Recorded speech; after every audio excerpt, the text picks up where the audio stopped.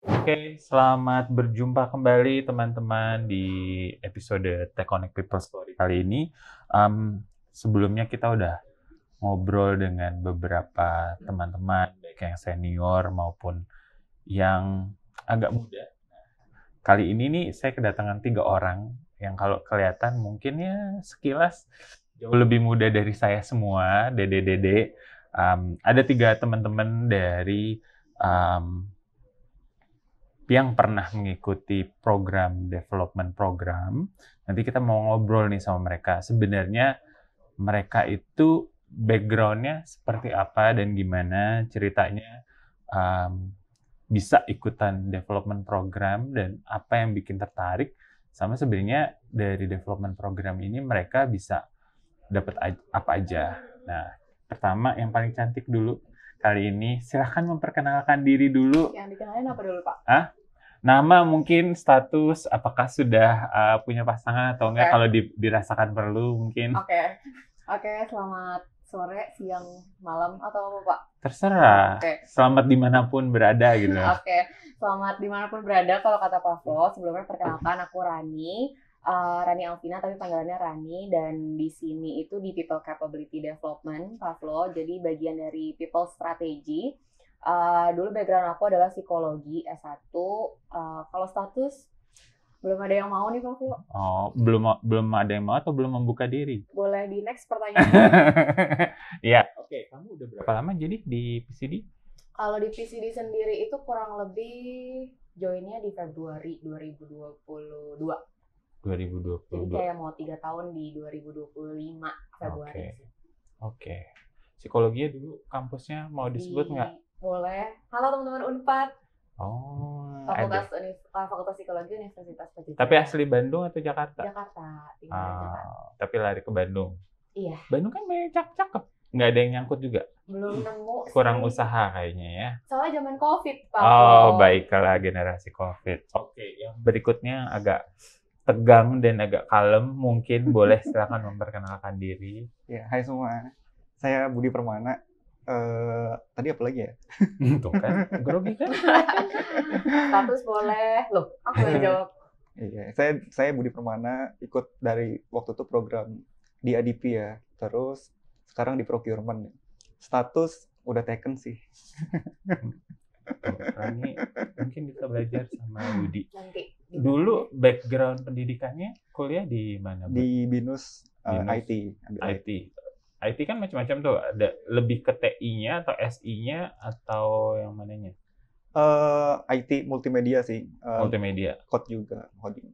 Oke. Udah berapa lama berarti sekarang? Sekarang di Sinarmas udah 3 tahun juga sih. Udah 3 tahun. Udah mau 3 tahun atau udah 3 tahun? Udah mau. Udah mau 3 tahunnya itu September.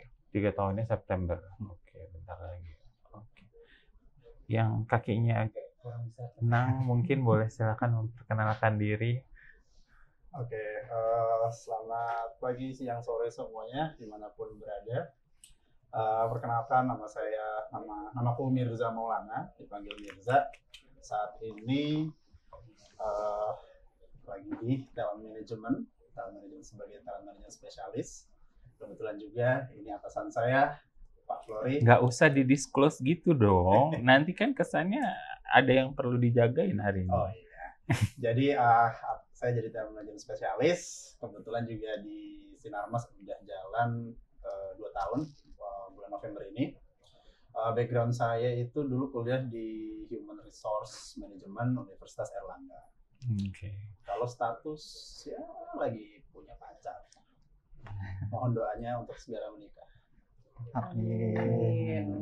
Serius semua ya, Ran ya? Gimana ya? Kayaknya yang agak-agak cucak rawa cuma kita berdua nih. Yang lainnya kayak serius banget. Nah, ini kalian ada yang udah mau 2 tahun, 3 tahun. Nah, mungkin bisa cerita dulu ya, ngobrol lah.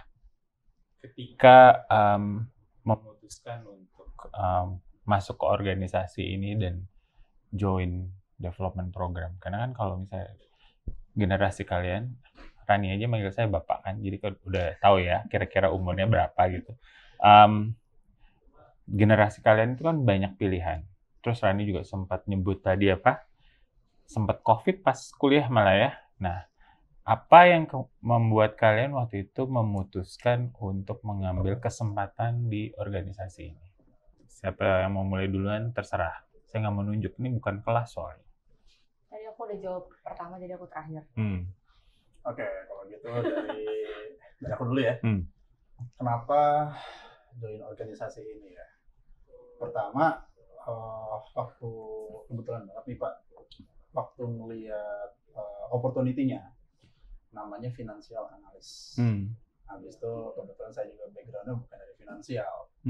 Tapi itu maksudnya jadi kayak, wah ini ada kesempatan development program di suatu organisasi yang menurut saya ini bisa jadi tempat saya untuk memulai karir ke depannya. Whatever nama programnya gitu kan, mau di antaranya finansial, mau itu saya human resource atau apapun itu, ya saya membuka diri untuk seenggaknya ini kesempatan di organisasi yang besar nih, Sinarmas gitu kan, kayak siapa sih yang nggak tahu Sinarmas gitu kan. Jadi kayak dan di perusahaan yang perusahaan yang istilahnya bukan terstruktur ya, tapi lebih kayak cabang itu banyak banget juga. Jadi saya ngeliat kayak kalau misalnya saya masuk sini nih, ini bakal jadi sebuah loncatan besar juga buat karir saya buat kedepannya. Kayak gitu sih. Dan ini juga maksudnya jadi pertama saya mikir juga pasti jadi big challenge juga ya, dari kuliah masuk ke organisasi yang size-nya sebesar Sinarmas. Tapi ya I'm grateful lah bisa di sini. Gitu sih. Tapi baik-baik aja kan di talent management? Sejauh ini baik-baik aja, masih bisa senyum, masih bisa ketawa bareng Pak Flo dan teman-teman lainnya. Oke. Bentar lagi dicolek keluar curhatnya nih. Budi gimana waktu itu? Udah 3 tahun yang lalu ya? Iya. Kalau saya sih tentu saya mau cari challenge-nya. Dan ini opportunity yang bagus banget. Dulu saya sempat kerja jadi konsultan. Jadi konsultan IT ya. Jadi banyak belajar hal di sana. Terus karena sudah mencari-cari berbagai perusahaan, background seperti apa. Lalu ada opportunity nih di Sinarmas ini.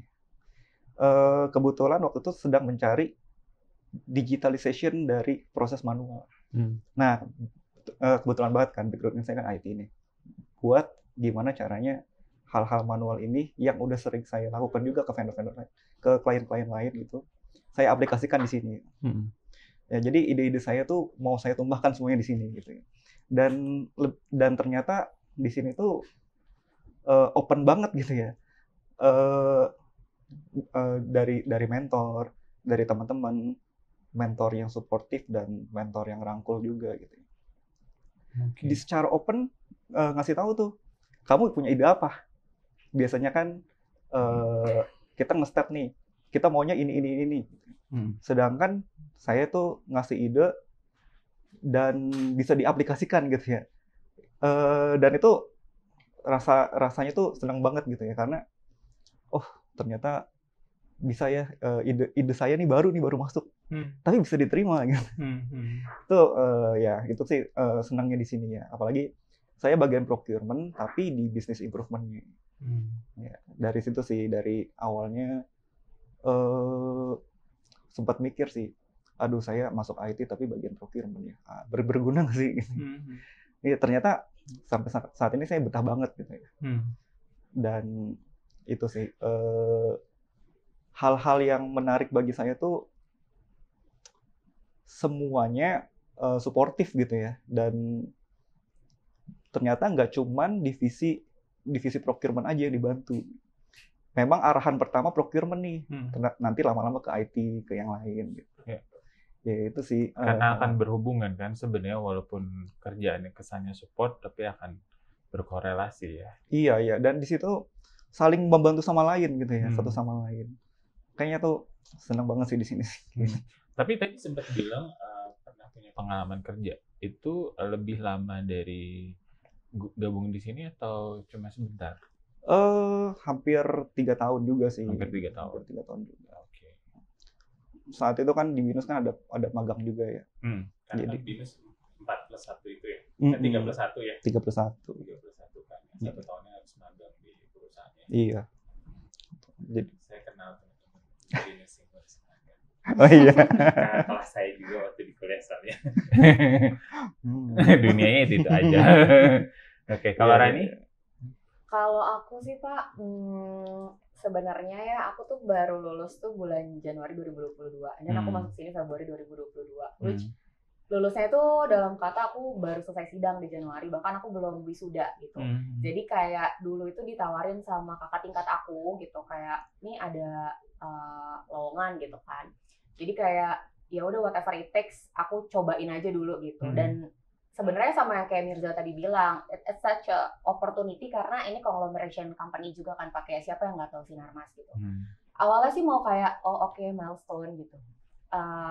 Karena sebelumnya aku juga pernah magang di suatu perusahaan tip gitu ya.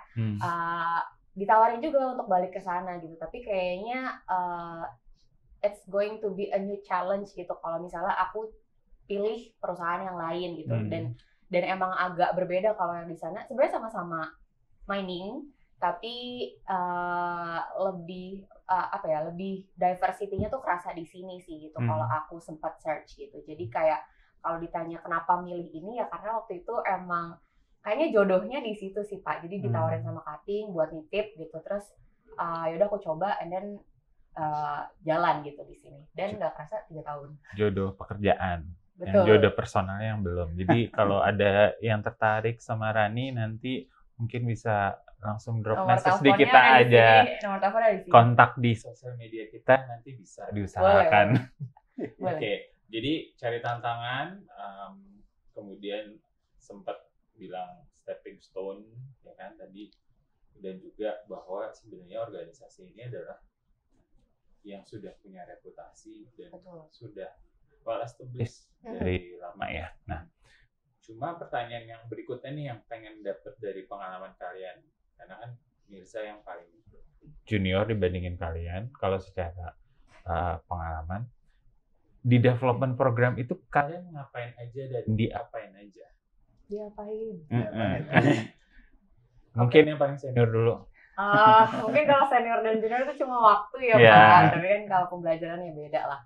Kalau di development program itu sendiri sih sebenarnya layaknya manajemen training di perusahaan lain gitu ya, ada on the job training, ada training dan lain sebagainya gitu. Tapi kalau boleh aku gambarin dulu secara pengalaman aku, jadi kayak kita 1 tahun program dibagi jadi 2. Yang pertama on the job training 1 dan on the job training 2. Jadi kayak kita tuh diminta untuk membuat KPI layaknya karyawan biasa gitu, kayak under sih Pak. Kalau misalnya kita ngomongin KPI kok kayak sebenarnya nih kita masih jalur MT nih, tapi kok udah disuruh bikin KPI dan dikasih sebuah tanggung jawab yang cukup besar menurutku gitu. Di situ diberikan project by mentor gitu dan dikalkulit juga gitu kan secara ROI dan lain sebagainya gitu.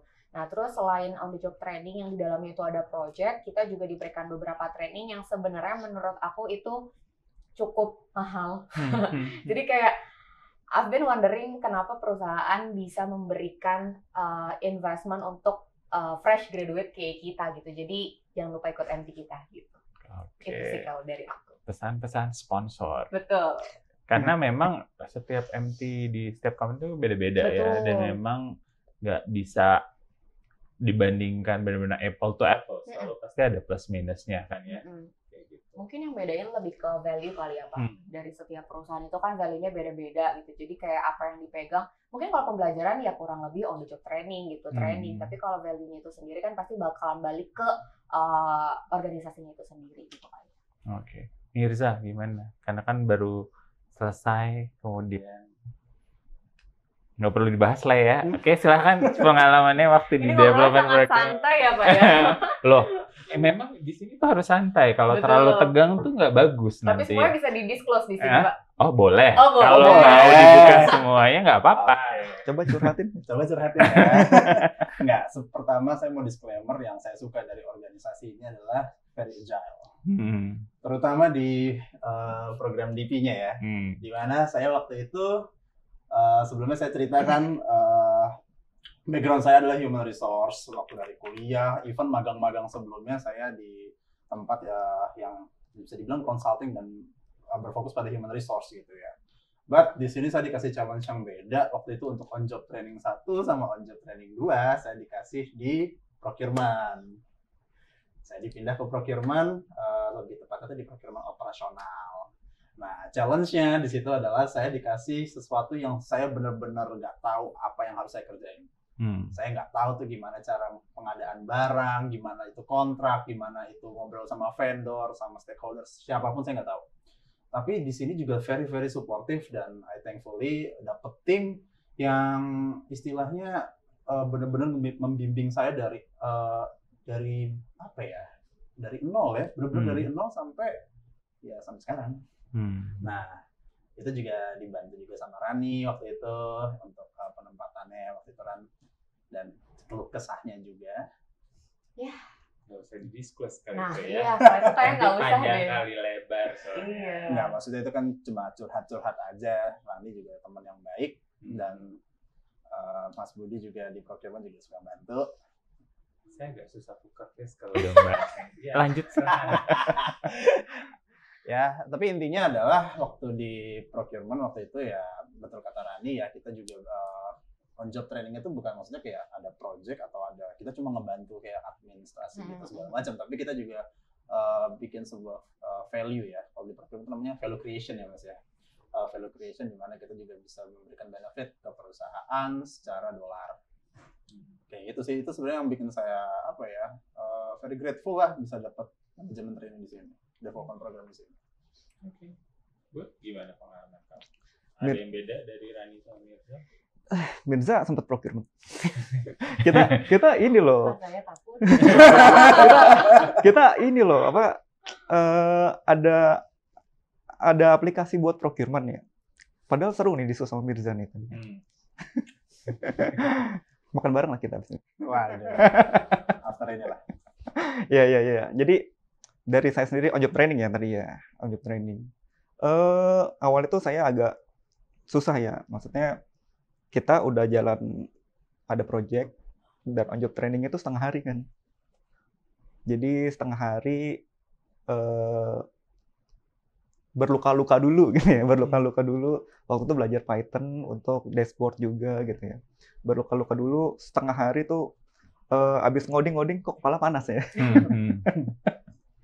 Habis kepala panas, kita ikut meeting lagi gitu ya. Jadi perjalanannya itu menurut saya agak capek ya, melelahkan. Tapi hasilnya itu, hasilnya itu sih. Dari hasilnya tuh jadi lebih, kalau misalnya ada isu atau apa, jadi lebih mudah dihandle ya. Maksudnya lebih mudah dihandle. Oh awalnya tuh di awal-awal di-push terus nih waktu dan segala macam halnya ya. Dan pas selesai training kan ada spare waktu tuh yang tadinya setengah hari ya. Jadi jadi bisa lebih berpikir lebih cemerlang ya sekarang gitu. Nah itu sih awal-awalnya ya. Dan bekal yang dibawanya pun ternyata kepake banget gitu ya. Dan satu hal lagi sih yang di ini saya jadi nggak ngerasa sendiri. Oke, nggak pernah ngerasa sendiri. Iya. Tapi aku jadi penasaran, di setiap angkatan itu kalian ada berapa orang sih? Biasanya kan kalau development program itu satu batch, misalnya entah itu kamu dulu. Aku dulu 30 something sih, Pak. 30 orang, kamu? Kayak 20-an deh. 20. 19. Masih bareng-bareng semuanya yang satu angkatan atau gimana? Kalau misalnya grup sih ada. Grup ada. Cuman masalahnya itu kita beda-beda penempatannya. Ada yang di Kalimantan, ada yang di Jakarta, gitu sih. Jadi, tapi kamu pernah ke site? Belum Sebentar pernah. lagi. Sebentar lagi akan ada gilirannya. Ada. Tapi dari 20, kamu 30 masih semuanya masih bareng semua? Orang-orangnya sih masih ada sama kayak di grup, cuma again karena bisnis kita itu bervariasi banget ya Pak. Jadi kayak mereka penempatannya itu beda-beda di bisnis unit yang kadang nggak pernah ketemu gitu. Jadi kayak kita lebih dekat sama orang-orang yang memang satu kantor gitu. Kayak meskipun dia batch-nya lain, misalnya sama Mirza gitu, meskipun batch-nya lain, tapi lebih kenal sama Mirza dibandingkan orang-orang yang kantornya di tempat yang lain gitu. Oke, kamu 20 masih komplit semua? Masih komplit. Aku kayaknya ada yang gon 1 deh. Oke. 19 masih komplit. Kayaknya masih komplit, ada yang satu juga Satu. sih. Nah, kalian ini kan tadi dari generasi yang memang ya secara generasi nggak tahu masuknya apa, Gen Z. Z sih. Milenial. Z. Waduh. Nah itu kan ada suka nggak suka status kalian sebagai peserta development program, status kalian sebagai generasi entah itu milenial atau Gen Z kan ada stereotip tuh. Nah tadi kan kita udah bicara tantangan, terus alasan kenapa masuk. Nah aku mau bahas sesuatu yang menarik nih, yang mungkin agak serius dikit. Karena I'm not sure, kamu Gen Z? Ya, aku Z. Z. Paling tua nih milenial. Milenial. Jangan ngomong paling tua dong. Oh iya, Nggak ngelihat. Oh, gimana? Oh, gennya. X. Mutant X saya. Nah, mengingat kalian adalah peserta development program atau peserta MT. Nggak hanya di perusahaan ini, tapi because I've been experiencing kerja sama teman-teman yang masuk ke jalur MT yang seleksinya aja sudah susah. Ya kan, maksudnya dari beratus-ratus atau beribu-ribu difilter sampai tadi kamu angkatan kamu 30 orang lah, kamu 20 orang, 19. We'll never know sebenarnya dari berapa banyak pelamar. And then kemudian ketika terpilih itu ada kayak pressure bahwa you are anak MT, so you have to be better. And ada harapan tambahan atau tuntutan tambahan. Saya nggak tahu nih, nanti mungkin bisa cerita dari pengalaman kalian gimana. Sama yang kedua adalah ini loh, ya Gen Z itu begini, milenial itu begini. Nah, mungkin dari yang paling senior dulu, yang milenial, gimana pengalaman kamu? Apakah memang senyata itu mengalami itu atau enggak sama sekali? Mungkin bisa bercerita dulu, Bud. Oke, pertanyaan pertama ya tadi ya. Pressure atau enggak sebagai MT? Kalau misalnya pressure itu, saya tuh lebih ke apa adanya sih. Jadi saya hanya melakukan apa yang saya bisa, melakukan 100% yang saya bisa gitu ya. Dan kalau misalnya saya ada keluh kesah atau memang ada halangan gitu, saya memang selalu nanya sama mentor saya. Kalau Dipi kan awalnya mentor ya sebutannya, sampai sekarang beliau tetap menjadi mentor saya. Nah, ya sempat stres atau sempat depresi itu adalah kalanya. Cuman balik lagi karena mentor saya itu sangat terbuka, sering banget saya curhat gitu ya, dan selalu ada jalan gitu selalu ada jalan, bikin saya semangat lagi. Kayak udah hampir, kalau misalnya ibarat tanaman ya, udah agak layu. Setiap kali curhat disiram lagi, mulai tumbuh lagi, ya gitu sih. Jadi kalau pressure sih lebih ke itu sih, saya selalu memberikan yang terbaik apa yang saya bisa. Tapi kalau misalnya memang mentok, ya saya akan minta bantuan atau minta rangkulan gitu ya dari teman-teman dan mentor-mentor saya. Terus pertanyaan kedua ya, mengenai signifikan nggak sih milenial Gen Z gitu? Ya, kalau misalnya signifikan, saya tuh agak bingungnya gini, karena di tim saya itu ada yang millennials, ada yang Gen Z, ada yang di atasnya millennials juga. Dan di atasnya millennials memang rata-rata agak ekstra buat menjelaskan suatu pengerjaan teknis, secara teknis. Tapi ada juga orang yang memang sudah di atas millennials tadi, bahkan lebih mengerti gitu secara proses bisnis dan lebih mengajarkan banyak hal juga gitu. Jadi secara quote and quote sih memang rata-rata ada hal yang berbeda, tapi nggak semuanya gitu. Kayak misalnya kalau saya millennials-nya, saya tuh sebenarnya kadang-kadang jadi yes man sih. Itu yang saat ini saya juga lagi belajar kan. Kayak apa-apa nggak enak gitu ya. Jadi kadang-kadang tumpukannya di saya semua gitu. Kalau misalnya Gen Z langsung dengan tegas, nggak bisa Pak, misalnya gitu ya. Saya sempat mikir, kok berani banget ya? Kok berani banget ya dia ngomong kayak gitu ya. Tapi kalau dipikir-pikir, ya kalau di saat yang tepat bilang enggak, ya memang harus gitu.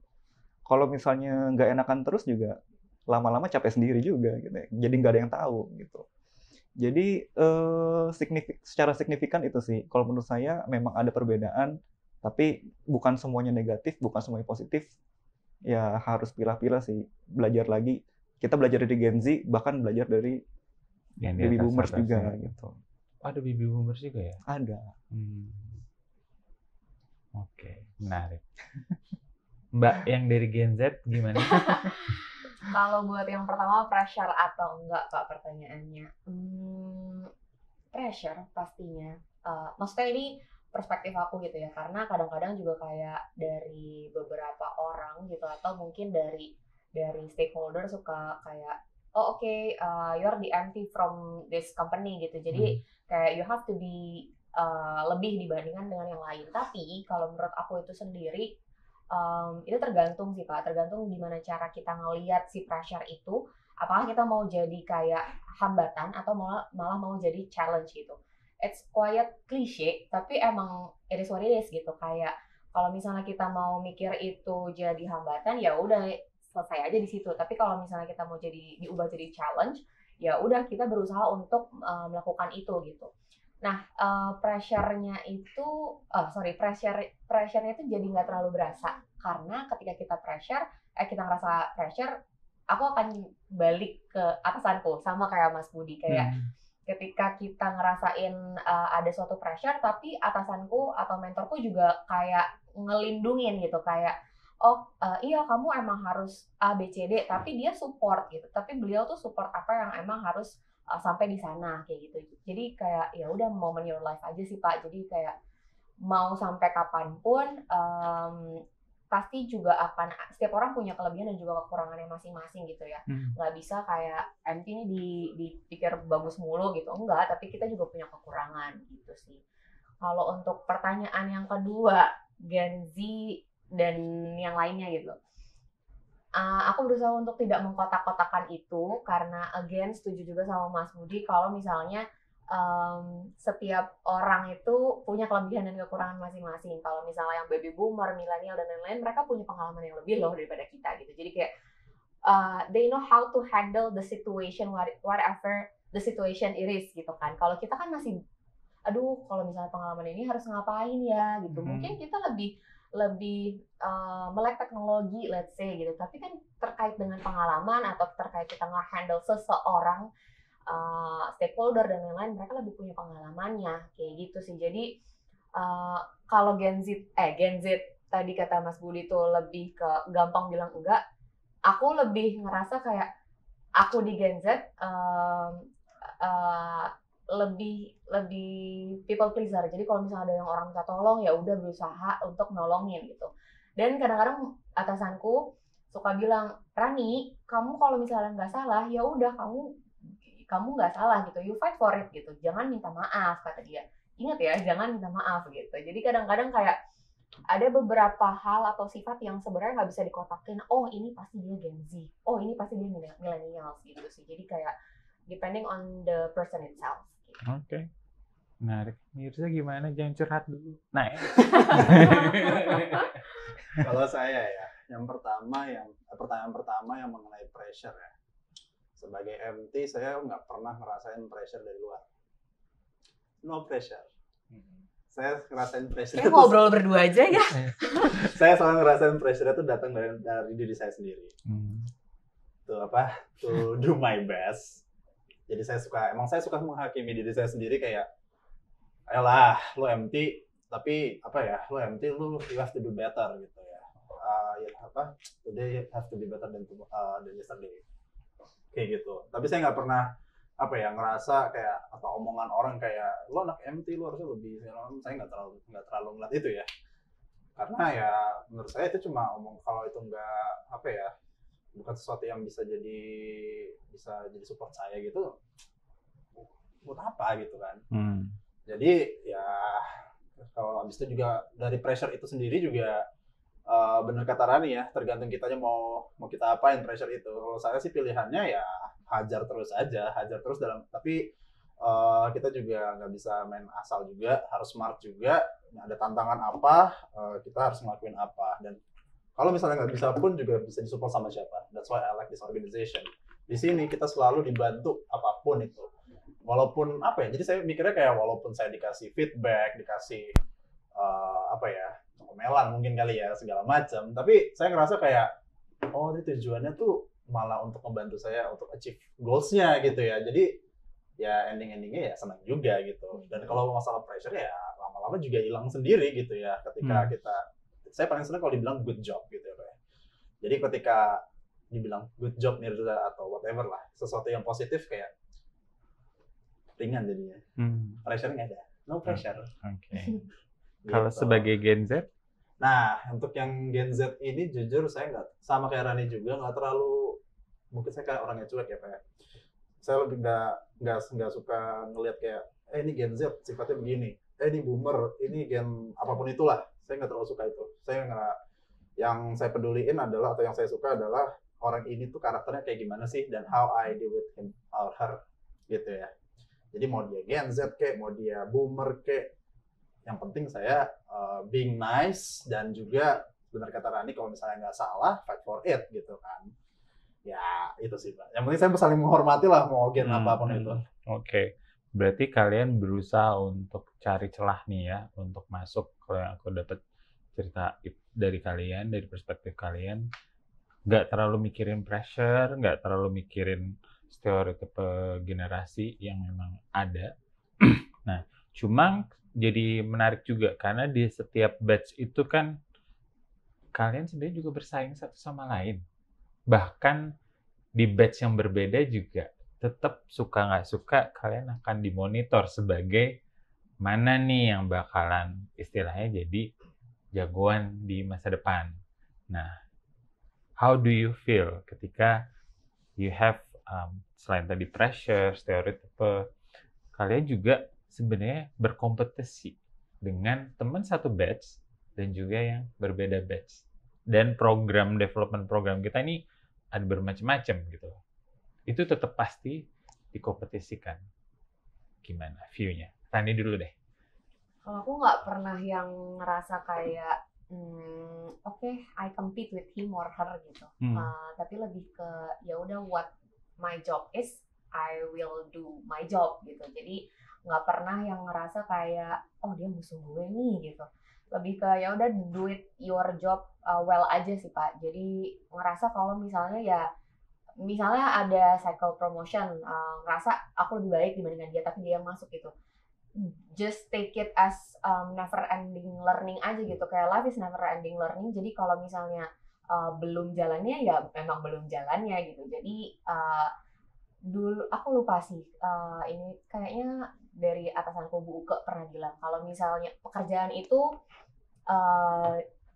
jodoh gitu. Jadi kalau misalnya emang jodoh dan waktu kalau nggak salah. Jadi kalau emang udah waktunya tapi belum jodoh itu nggak bakalan bisa kejadian. Tapi kalau emang itu jodoh tapi belum waktunya itu juga nggak akan bisa kejadian. Jadi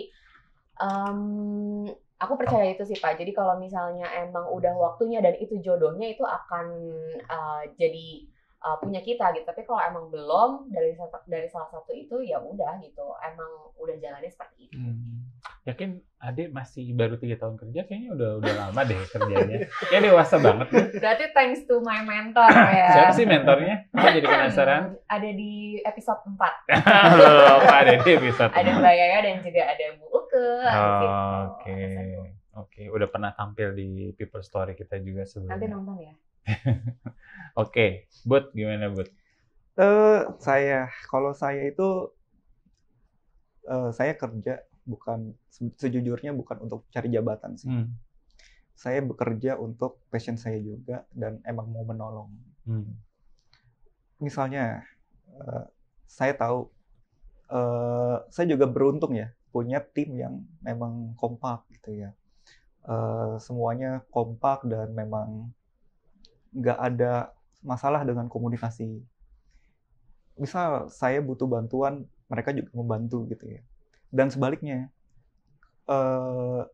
kalau misalnya nih, bahkan di luar jam kerja gitu ya, Bud, tolong dong mau belajar ini, belajar aplikasi ini, saya open gitu. Karena ya saya memang suka gitu ya, suka untuk bekerja dengan pekerjaannya gitu, bukan mencari nggak mau biar nanti gue naik promote gitu, enggak.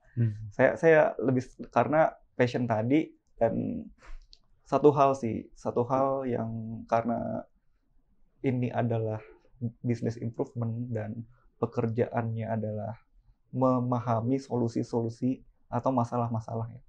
Ibaratnya kayak dokter gitu ya. Dokter, ada pasien batuk sedikit langsung bilang COVID.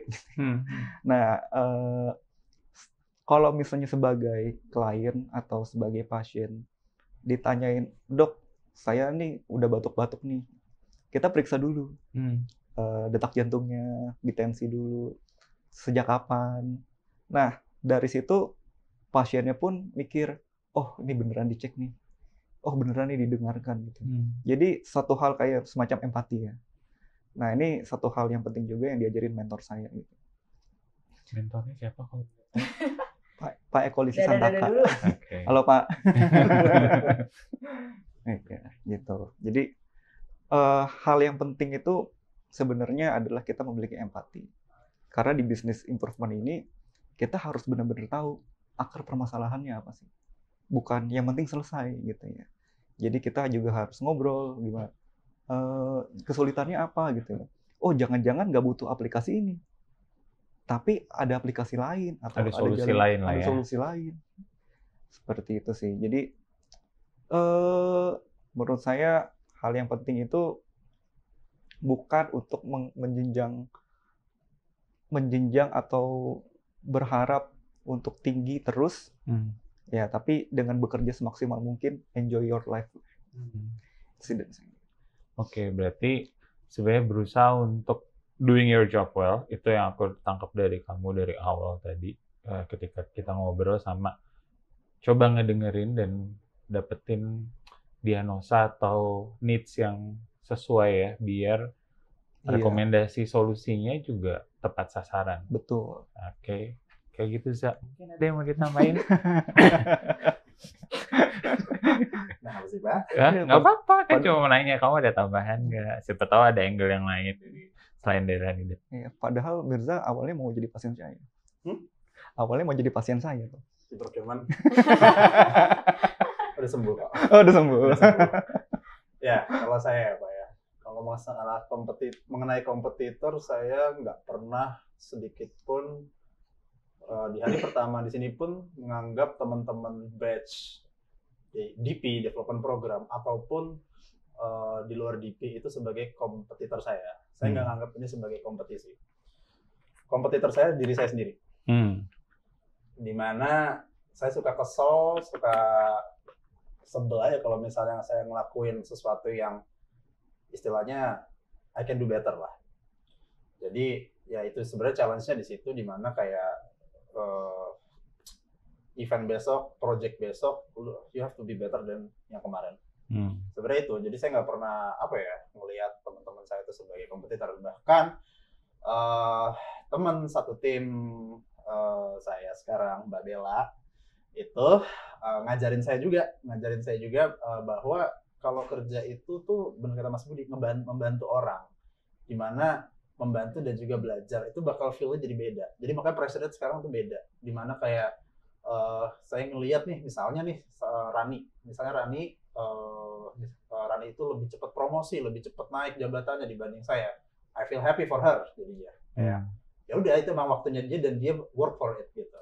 Dan kalau misalnya saya belum, ya udah memang waktu saya belum, atau mungkin kapasitas saya belum. Jadi saya nggak bikin diri saya stres sendiri gitu loh. Jadi saya masih punya masih banyak kegiatan lain yang saya bisa kerjain, saya bisa happy, ngapain saya pusing.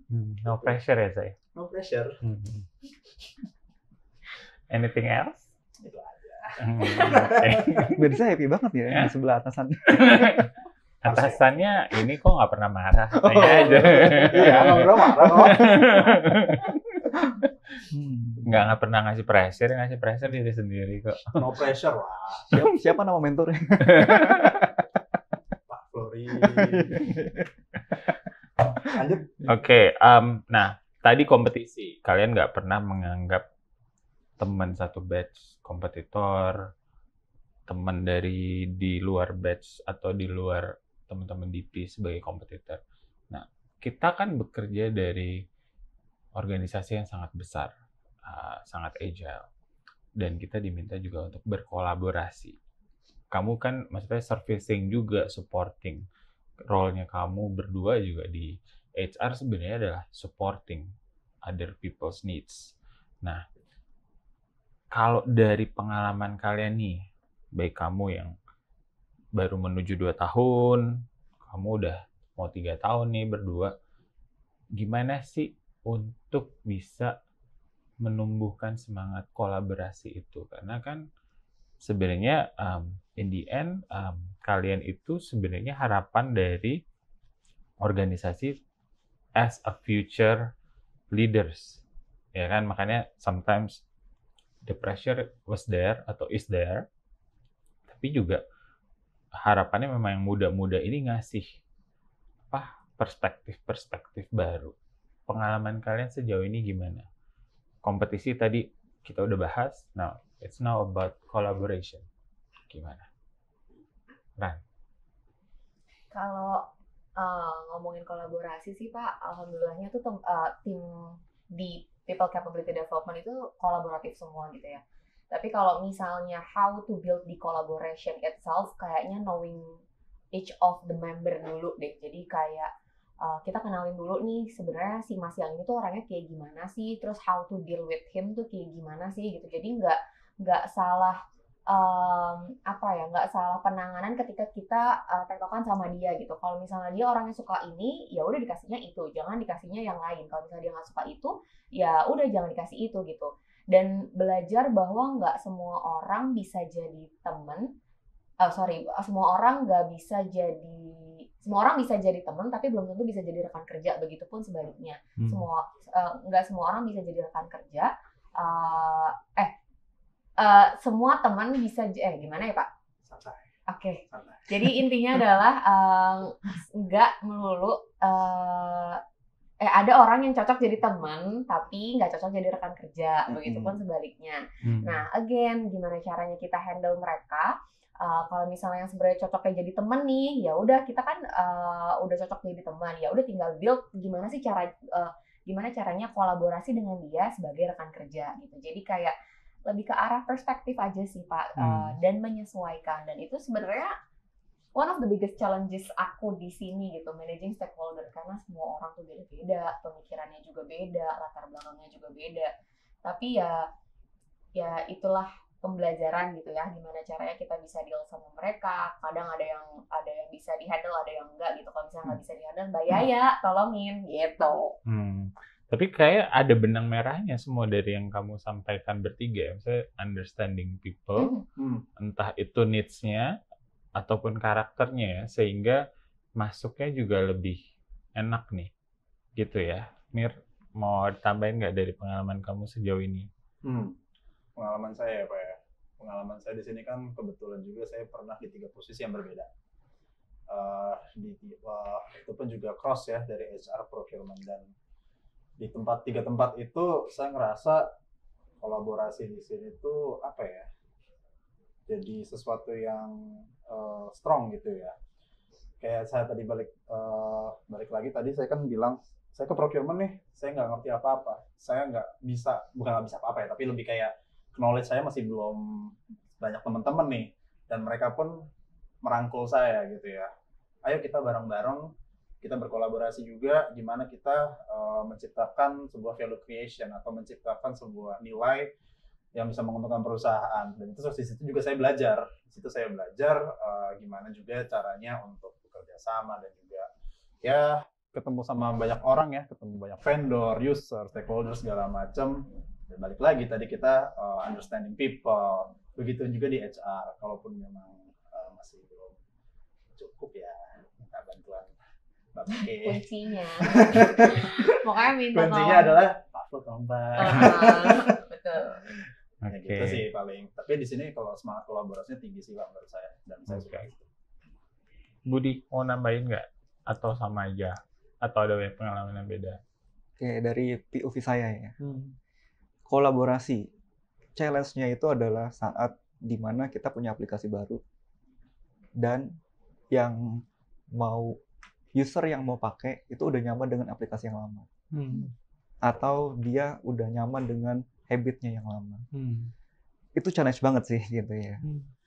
Terus jadi kalau misalnya nih kita menemukan hal-hal yang memang butuh gitu ya, itu agak mudah tuh masuknya. Kita coba cari cara dengan misalnya keluhannya apa, penyakitnya apa gitu ya. Oh kita bisa nih buatin ini. Dan itu kolaborasinya pasti nyambung tuh. Sama-sama senang soalnya ya. Kita senang membantu, mereka senang buat membantu mereka juga kan. Dan hal yang tadi hampir mirip sama Mirza ya. Kalau Mirza kan good job gitu ya. Kalau saya tuh juga sempat capek. Aduh, susah banget sih gitu ya. Terus kenapa sih ribet banget sih? Kenapa sih harus pakai ini sih? Sampai lembur-lembur juga. Dan setelah jadi, usernya tuh akhirnya bilang, makasih ya. Nah, langsung, ayo ada proyek apa lagi? Oh, jadi rekognisi atau apa? Ucapan terima kasih yang simple pun itu bisa nambah ini ya, kamu semangat lagi ya. Karena saya tahu, oh yang saya buat membantu. Gitu sih. Bukan karena pelayanan saya, tapi oh ternyata hal yang saya lakukan berguna gitu. Hal yang sedih adalah udah capek-capek buat tapi nggak dipakai gitu. Walaupun KPI bagus dan lain-lain gitu ya. Itu bahkan ya dari nurani saya pun, aduh buat apa KPI bagus tapi hasilnya nggak memuaskan gitu. Saya lebih mending ya udah KPI sesuai target tapi oh kenyataannya dipakai gitu. Ya itu sih makanya pas bilang terima kasih, oh berarti saya tahu itu dipakai dan wah ya udah yuk kita bikin project baru lagi gitu sih. Jadi meaningful dan impactful ya. Oke. Sangat interesting. Nah, tadi kita udah ngomongin changes, challenges, competitiveness, collaboration. Kalian tuh pas masuk ngalamin pandemi atau udah after the pandemi sih? After. Kamu? Aku 2022 tuh masih pandemi sih, statusnya gitu masih ya? Pandemi. Masih hybrid. Kamu? Iya, saya 3 bulan pertama bahkan cuman online doang, nggak ketemu tuh sama. Sama ya. Nah itu gimana maksudnya? Karena kan itu sesuatu tantangan juga ya. Betul. Biasa harusnya, apalagi kalau misalnya dulu consulting firm di IT, walaupun saya itu kan tetap ketemu orang ke kantor dan segala macam ya. Iya. Tiba-tiba online, gimana tuh buat? Sebenarnya sih kalau tiba-tiba online memang udah ini ya. Pas sebelum masuk kan emang biasanya udah online ya. Jadi agak nggak kaget sih. Maksudnya nggak kaget adalah ya kita udah siapin cara koneksinya dan lain-lain. Oh ternyata bisa ya dengan online atau akses ke data-datanya gitu ya. Harusnya sih saat masuk ke sini harusnya sih itu pasti ya Sinar Mining punya kayak gitu alat itu ya. Yang jadi challenge adalah saat kita tuh lebih enak ngobrol offline karena ada hal-hal kecil yang misalnya dari gerakan-gerakan atau tiba-tiba botol jatuh gitu. Botol jatuh ada meaningnya gitu ya. Hal-hal yang di luar itu tuh yang bikin oh ada ide nih gitu. Ya cuman yang sangat disayangkannya itu sih hal yang disayangkannya. Cuman ini selama saat itu bisa berjalan, kebetulan itu ada project pembuatan aplikasi vendor gitu ya, registrasi vendor. Untungnya masih bisa nangkep, gitu. masih bisa kita tiru-tiru lah gitu ya. Ya dan balik lagi saat ini dipakai. Ya hasilnya sih bagus gitu ya untuk senang untuk bahkan mau diperjualkan gitu ke tempat-tempat lain. Dan hal-hal itu sih challenge-nya itu sangat disayangkan aja. Mungkin ada ide-ide lain yang bisa brilian gitu ya. Dan akhirnya kita jalan dulu. Next step-nya adalah, oh kita bisa perbaiki ini, kita bisa perbaiki ini. Itu aja sih challenge-nya. Okay. Kalau kamu, Ren?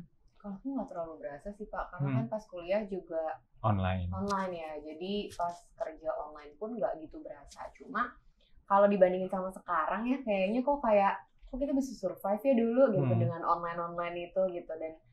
Dan apalagi kan kita servingnya people, kok bisa gitu, kita bisa understanding each other tapi via laptop gitu, kayak lebih ke apa ya, lebih ke oh we can do that gitu, kayak meskipun dulu nggak berasa, tapi kalau misalnya sekarang disuruh milih offline atau online, kayaknya untuk meminimalisir adanya misunderstanding atau bahkan pengen lebih engage sama teman-teman yang lain, itu aku akan lebih milih offline sih gitu.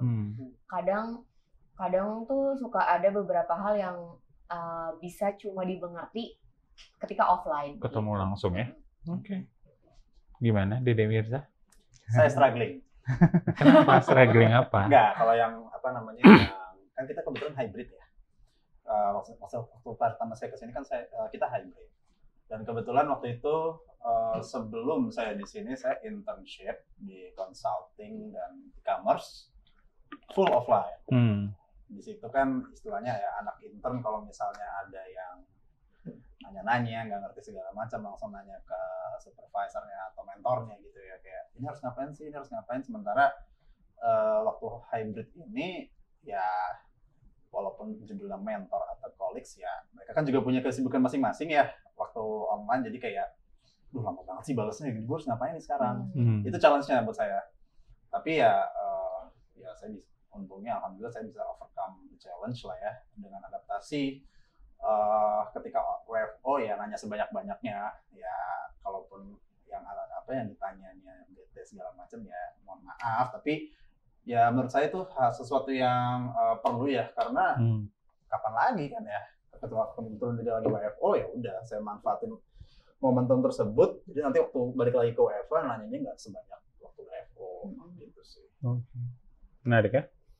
We already discussed about changes and challenges, nggak berasa, competition, collaboration. Nah, as a concluding note, kalian mau kasih pesan-pesan apa buat teman-teman baik yang baru 5 menit Pak? Hah? Mungkin bisa tanya nanti ke kameramen udah berapa menit ya. Mungkin kalian bisa kasih saran atau masukan, walaupun misalnya dianggap baru 3 tahun, baru mau 2 tahun.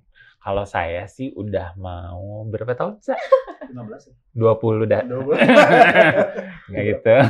Gitu. Nah, mungkin dari perspektif kalian, apa sih yang kalian mau bantu ingatkan buat teman-teman yang nanti nonton episode kita kali ini? Dari yang paling cantik dulu. Dari yang paling cantik dulu, terus paling senior, baru yang paling junior. Aduh, yang paling cantik harus mikir dong. Iya, nggak apa-apa dong. Lebih ini ya, pesan gitu ya. Conclusion dari semua ini, dari pembelajaran aku 3 tahun di sini adalah life is never ending learning sih Pak. Jadi mau segimanapun pengalaman orang itu pasti akan ada setiap harinya bangun tidur ada yang dipelajarin gitu. Jadi kayak jangan pernah ngerasa paling nggak tahu apa-apa gitu. Meskipun pada dasarnya aku ngerasa kayak kok aku nggak tahu apa-apa ya tentang ini, tapi ya udah jalanin aja gitu. Lakuin apa yang bisa dilakukan. Kalau misalnya masih nggak tahu, masih banyak resources yang ada di sekitar kita. Jadi your environment is your resources gitu. Jadi take it as your resources. Terus juga collaboration is the key di company yang sangat amat besar ini. Mungkin itu sih kalau dari aku. Oke. Good. Oke, jadi kalau misalnya dari saya ya, jadi ada 2 hal ya. Hal pertama itu kita tuh membuat sebuah karakter yang memang bukan bekerja demi uang gitu. tadi hal-hal yang pentingnya itu bekerja dengan hati, bekerja dengan hati, enjoy your life gitu ya. Dan harus, menurut saya itu penting kita memahami sistem apa yang kita tabur itu yang kita tuai. Jadi berusaha itu nggak akan mengkhianati hasil. Kalau misalnya emang ada waktunya, ya sebisalah 100% gitu ya. Soalnya ada juga yang quote and quote ya, beberapa teman saya gitu ya, yang di tempat-tempat yang lama. Ini nih, sebenarnya saya bisa nih ngelakuin nih kalau misalnya gaji saya naik. Justru karena tidak melakukan hal itu yang ngebuat pandangan jadi, oh ya udah buat apa dinaikin lagi karena skillnya memang segitu gitu ya. Tapi kalau misalnya kita kasih 100% terus gitu ya, tanpa harus kita meminta atau tanpa kita buat hal-hal yang memaksakan diri buat saya harus nih. Ini nggak mungkin nih kalau misalnya saya kerjakan sekarang orang masih segini gitu ya. Orang masih segini tuh dan akhirnya ya udah kita kerja dengan ikhlas, kita kerja dengan 100% maksimal, pasti deh saya yakin kita akan menuai apa yang kita lakukan sekarang. Ini muda-muda ini bijaksana semua. Kayak tadinya harusnya agak-agak santai jadi serius banget. Cuma di depan kamera kok ini. Oh gitu ya, jadi aslinya nggak seperti itu ya. Budi langsung, iya bener sih. Lagi mode jaim. Niar mau nambahin? Boleh. Apa? Pesan. Kalau saya ya, pesan saya untuk para penonton. Untuk semuanya, jangan pernah berpuas pada diri sendiri. Jangan pernah ngerasa kalau diri lu tuh hebat. Karena di atas langit selalu ada langit. Dan lu harus tetap belajar setiap hari. Jangan pernah stuck di zona nyaman. I've been there. Untungnya di sini organisasi yang sangat-sangat suportif. Ketika merasa begitu, akan ditarik. Dan here I am today. Jadi orang yang menurut saya, sangat-sangat grateful lah bisa di lingkungan ini. Punya atasan yang baik, tim yang suportif, dan juga kerjaan yang menyenangkan. Gitu ya. Kurang lebih seperti itu. Sekarang ini berdua aja deh. Oke, teman-teman, tanpa terasa kita udah di penghujung acara. Ini sebenarnya awalnya mau ngobrol santai, ngobrol sambil bercanda-bercanda, apalagi mereka kan anak muda ya, dede-dede semuanya. Tapi ternyata dari pengalaman mereka yang mungkin tadi baru 3 tahun, baru 2 tahun sebagai peserta development program, itu ada hal-hal yang patut diingat dan dijadikan masukan untuk selalu rendah hati, kalau saya sih ngelihatnya ya. Terus mau belajar, menyesuaikan diri dengan tuntutan yang ada dan not putting pressure, tapi ya pressure-nya lebih kayaknya datang dari diri sendiri dan kemudian ya tadi juga ada kayak untuk berusaha untuk memahami orang, needs-nya seperti apa sehingga ketika terkait dengan pekerjaan itu bisa kasih rekomendasi yang sesuai dan ternyata ucapan terima kasih yang sesimpel itu membuat mereka termotivasi nih untuk berbuat lebih. Dan masih banyak hal lain lagi kayak harus terus belajar, terus ya tadi ada juga masalah kerja ikhlas. Ya walaupun katanya tadi ya kan karena di depan kamera jadi harus agak jaim.